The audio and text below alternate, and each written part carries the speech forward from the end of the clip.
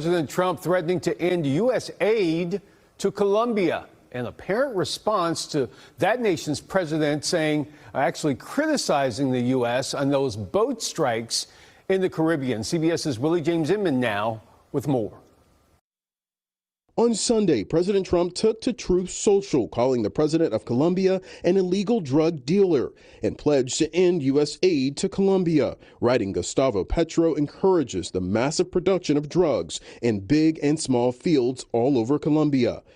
Earlier in the day, Petro criticized Trump for recent U.S. strikes on alleged drug trafficking boats in the Caribbean, including a Colombian vessel on Friday. The president and his administration have repeatedly defended at least 7 strikes on boats in the Caribbean in recent weeks, which include strikes on Venezuelan vessels. Democrats warn the strikes risk getting the U.S. into a full-fledged war. Senator Bernie Sanders said the president needs authority to go to war from Congress.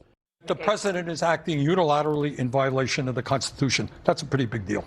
On a separate international front, the president is facing pressure to fulfill his months-long promise to bring the war between Russia and Ukraine to an end. The president met with Ukrainian President Volodymyr Zelensky last week. Zelensky asked the U.S. for ongoing support in its war against Russia, including Tomahawk missiles, which President Trump has not committed to providing. On Sunday's Meet the Press, Zelensky said he would like to be part of planned talks in Budapest between Trump and Putin.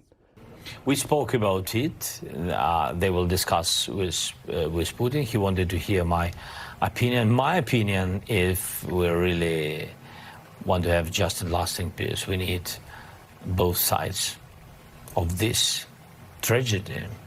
Yes, he's an occupier, but Ukraine is suffering and fighting.